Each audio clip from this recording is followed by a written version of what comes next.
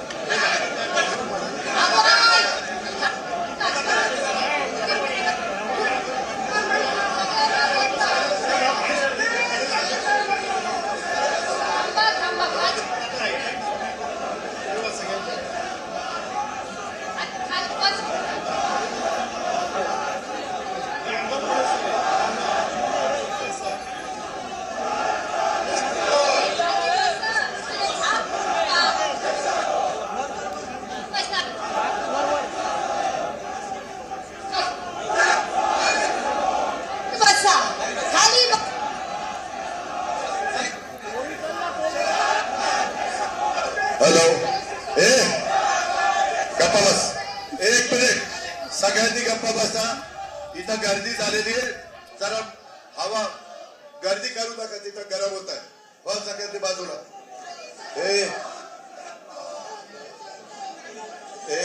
बाजूला इथं गर्दी झाली साहेबांना.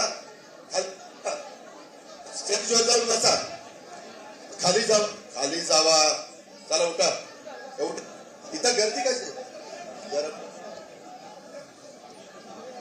खाली हो, हे सगळ्यांनी खाली स्टेज इथली गर्दी करून करा ना.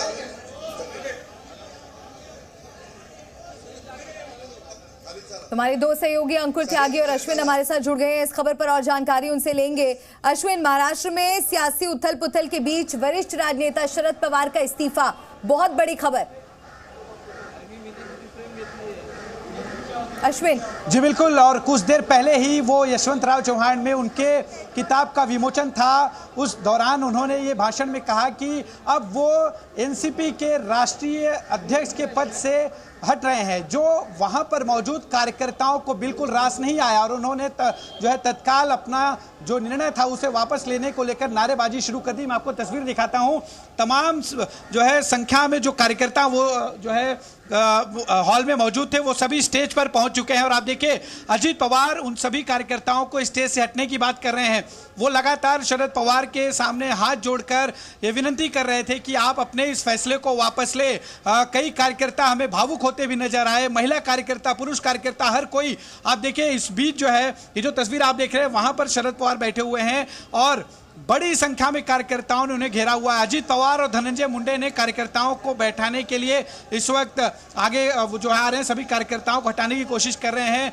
चूंकि शरद पवार ने फैसला ले लिया है कि अब वो राष्ट्रीय अध्यक्ष पद पर नहीं रहेंगे, जिसके बाद जो है हॉल के अंदर काफी गहमा गहमी हो गई। यहाँ पर जो कार्यकर्ता थे, जो मौजूद थे, कुर्सियों पर बैठकर उनकी बात सुन रहे थे, वो सब इस वक्त हॉल के अंदर गए। तस्वीरों में आप देखिए प्रफुल्ल पटेल भी दिखाई दे रहे हैं, जो इस वक्त हॉल के अंदर मौजूद हैं। अपने बुक की विमोचन के दौरान उन्होंने तमाम अपनी जो राजनीतिक अभी तक का जो सफर है, उन्होंने अपनी किताब में। अश्विन, एक बड़ा सवाल ये भी कि जब भी वाईबी चौहान सेंटर में कोई भी कार्यक्रम होता है, हम देखते हैं कि एनसीपी के तमाम कार्यकर्ता भारी संख्या में वहां आते हैं, तो क्या किसी को भी इस बात का इल्म नहीं था कि इतना बड़ा फैसला लिया जाएगा? और दूसरा सवाल ये, कौन अगला अध्यक्ष हो सकता है, अजीत पवार या सुप्रिया सुले?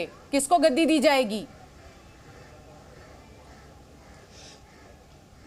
जी आपको मैं यहाँ पे याद दिलाना चाहूँगा, कुछ समय पहले ही जो है शरद पवार ने एक बात कही थी कि अब रोटी पलटने का वक्त आ गया है। इसको लेकर बड़ी अटकलें लगाई जा रही थी कि क्या अजीत पवार को लेकर कोई फैसला एनसीपी में होगा।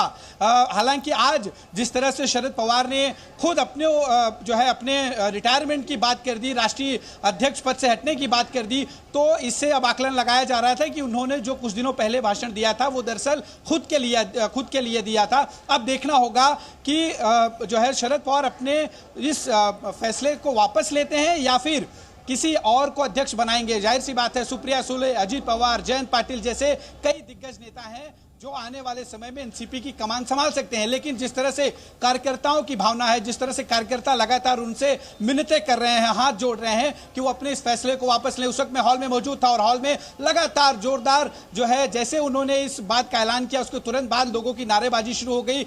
लोगों ने ये कहा कि आप अपने इस फैसले को वापस लें, और ये कहते हुए जो बड़ी संख्या में नेता कार्यकर्ता वो शरद पवार जिस स्टेज पर बैठे थे उस तरफ जाने लगे और उन्होंने वहां पर जाकर जो है उनसे शरद पवार के सामने हाथ जोड़कर खड़े हो गए। हालांकि जब हम देख रहे थे कि शरद पवार साफ तौर पर अपने हाथ से इशारा कर रहे थे कि नहीं, अब वो इस फैसले को वापस नहीं लेंगे, उनके हाव भाव से और उनके हाथ हिलाने से समझ में आ रहा था कि वो अपने इस फैसले को वापस अब नहीं लेंगे। हालांकि देखना होगा कि आने वाले समय में अब एनसीपी का अध्यक्ष कौन बनता है। बिल्कुल ये बड़ा सवाल है और अंकुर आपको भी इस चर्चा में जोड़ेंगे। अंकुर भी हमारे साथ लगातार बने हुए हैं। अंकुर, जैसा कि जानकारी अश्विन दे रहे हैं, वैसे अगर जिस तरह के वहां पर समीकरण दिख रहे हैं कि कार्यकर्ताओं और समर्थकों की तरफ से कहा जा रहा है कि ऐसा आप ना करें और अपने फैसले को पलटें, लेकिन जो हाव भाव उनके दिख रहे हैं जैसे अश्विन बता रहे थे, लग नहीं रहा है कि वो अपना फैसला पलटेंगे। अब इसके बाद बड़ा सवाल ही हो जाता है कि आगे क्या होगा, अगला अध्यक्ष कौन होगा। तो क्या पार्टी अध्यक्ष की जंग आने वाले समय में दिलचस्प होगी, क्योंकि सुप्रिया सुले को पवार का उत्तराधिकारी माना जाता है। लेकिन फिलहाल जो नीति है खासतौर पर एनसीपी की राजनीति ने अचानक से बदला लिया है, क्योंकि ये जो आज होने हुआ है उसका अंदाजा शायद किसी को भी नहीं था।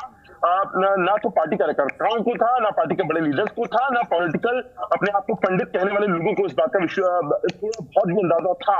क्योंकि हालांकि ये जरूर था कि जो किताब का जो दूसरा हिस्सा लेकर शरद पवार आ रहे थे और उनमें बहुत चौंकाने वाले खुलासे उन्होंने आज ही की जो महाराष्ट्र की राजनीति के जो घटनाक्रम घटा है उससे जुड़े हुए शिवसेना को लेकर, उद्धव ठाकरे को लेकर, अपनी पार्टी को लेकर। ठीक है अंकुर, लौटेंगे आपके पास, कुछ टेक्निकल ग्लिच है उसको ठीक करने के बाद। लेकिन अश्विन आपके पास लौटते हैं। लगातार ये कहा जाता है कि शरद पवार जो है वो राजनीति में गेम चेंजर साबित होते हैं और वो कब क्या करेंगे किसी को नहीं पता। उसी का एक उदाहरण आज भी देखने को मिला है।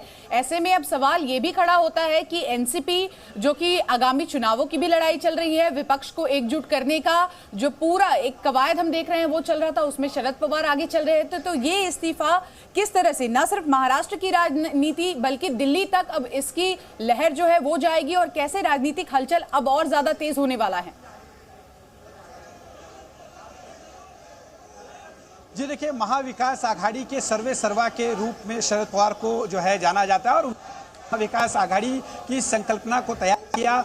खुद उन्होंने ही मुख्यमंत्री के तौर पर उद्धव ठाकरे का नाम सुझाया जिसे सभी ने सहमति दिखाई। और अब महाविकास आघाड़ी के सर्वे सर्वा जो है एनसीपी के जो राष्ट्रीय अध्यक्ष हैं शरद पवार, उन्होंने इस्तीफा दिया है। जाहिर है इसका असर कहीं ना कहीं आगामी चुनाव पर ही नहीं बल्कि आगामी जो राजनीतिक समीकरण है उस पर भी पड़ेगा। हमने देखा कि जिस तरह से अजीत पवार को लेकर पिछले काफी समय से अटकलें लगाई जाती रही हैं कि वो भाजपा के खेमे में जा सकते हैं अगर सुप्रीम कोर्ट का फैसला 16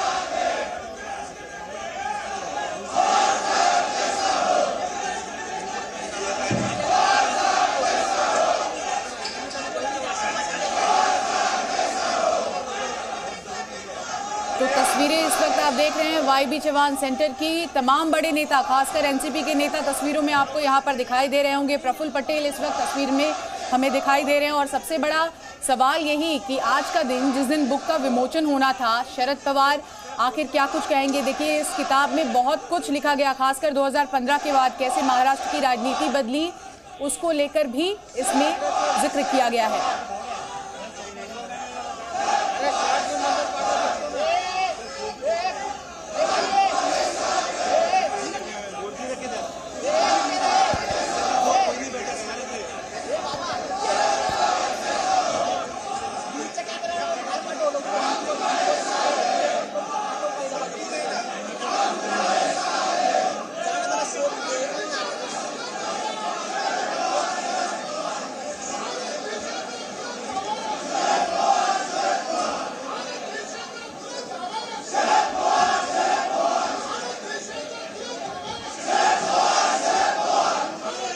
और अश्विन लगातार वहां से बने हुए हैं और जानकारी हमें दे रहे हैं। अश्विन, शरद पवार आखिरी बार 2022 में ही 4 साल के लिए अध्यक्ष चुने गए थे।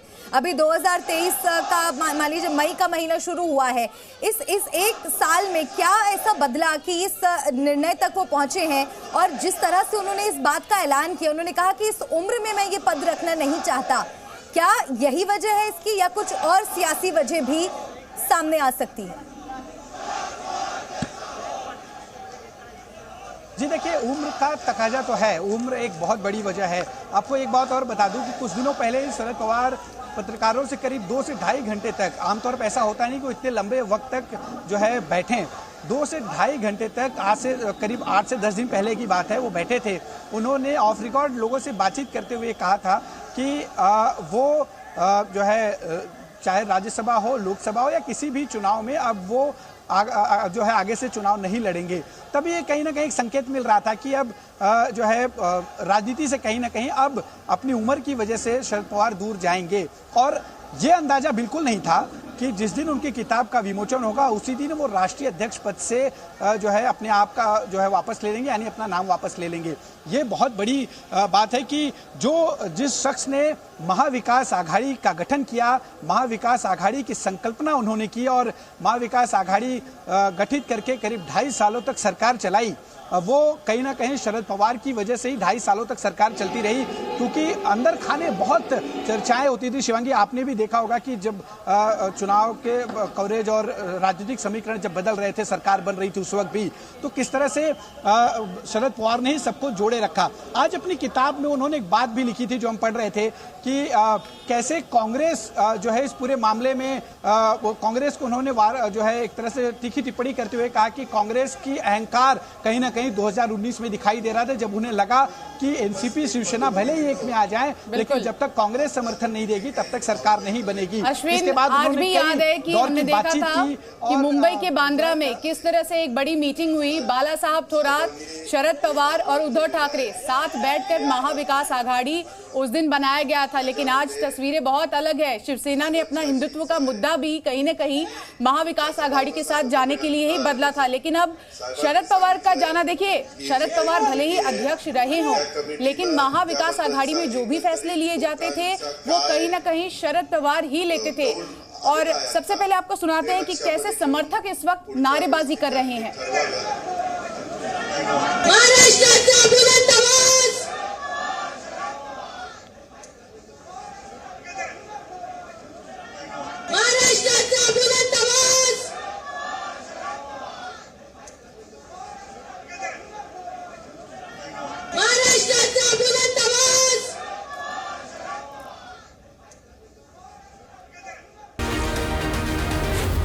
Z News.